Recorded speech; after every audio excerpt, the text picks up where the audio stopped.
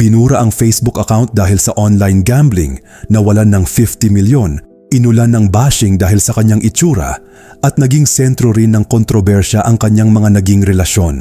Ito ang kwento ni Sajna Laparan, isang influencer na minsang nasa tuktok ng social media pero dumaan din sa sunod-sunod na kontrobersya. Bago ang mga kontrobersya, sumikat si Sajna Laparan sa viral videos at online content.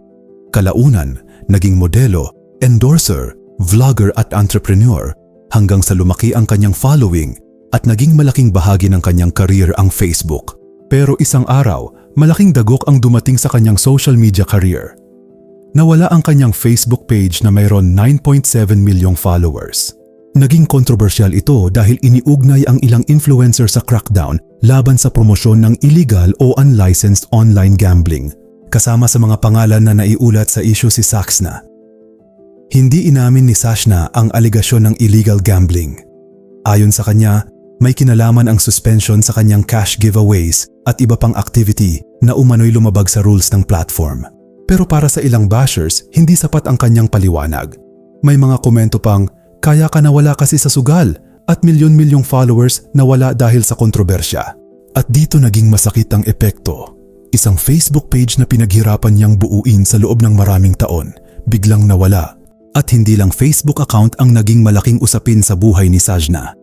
Mas lalo pang naging headline ang kanyang pangalan nang mabunyag ang malaking problemang pinansyal sa relasyon nila ng kanyang dating boyfriend na si Mark Pascual. Dito pumasok ang kontrobersyal na halagang 50 milyon. Ayon sa mga pahayag ni Sajna, umabot umano sa 50 milyon ang perang naugnay sa utang ni Mark sa kanya at sa kanyang pamilya. Hindi raw simpleng problema sa pera ang nangyari dahil kasama rin dito ang pagkawala ng tiwala at mga bagay na hindi umano niya nalaman agad. Samantala, sa mga pahayag ni Mark, malaking bahagi ng kanyang pagkalugi ay nauugnay sa cryptocurrency at leverage trading. Sa ganitong uri ng trading, maaaring malaki ang potensyal na kita, pero maaari ring maging napakalaki ng pagkalugi kapag hindi pabor ang market. At dito naging mas mabigat ang kwento. Hindi lang daw pera ang nawala. Kasama raw sa nawala ang tiwala sa isang taong minahal niya. Sa halip na habulin pa ang pera sa pamamagitan ng matagal na legal na laban, sinabi ni Sajna na mas pinili niyang magkaroon ng peace of mind. Para sa kanya, may mga bagay na mas mahalaga kaysa pera. Pero habang pinag-uusapan ng 50 milyon at breakup, isa pang klase ng bashing ang matagal nang kinakaharap ni Sajna, ang mga komento tungkol sa kanyang itsura. Pero hindi lang sa career at love life siya binabash, pati ang kanyang itsura pinag-uusapan din. May mga netizens na nagsasabing retokada raw si Sajna at may ipinabago sa mukha o katawan. May basher pang nagsabi, ibang-iba na siya ngayon, halatang may pinagawa. Kaya tanong ng marami, natural beauty pa rin ba o may binago na talaga? At hindi rin natapos ang kontrobersya sa love life niya. Bago si Mark Pascual, naging usap-usapan din ang relasyon ni Sajna sa aktor na si Jerome Ponce. Mula sa sweet moments at public appearances, nauwi rin sa breakup ang kanilang relasyon.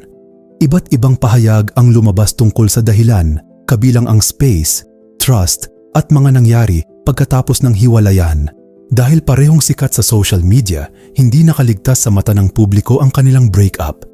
Bawat post, bawat parinig, binabantayan at pinag-uusapan ng netizens. Kaya kung titignan ang buong journey ni Sajna, makikita mo kung gaano kalaki ang naging pagbabago. Mula sa viral star, naging sentro si Sajna ng sunod-sunod na kontrobersya. Nawala ang Facebook page, nasangkot sa 50M financial issue, hinarap ang breakup at matinding bashing. Pero hindi siya nawala.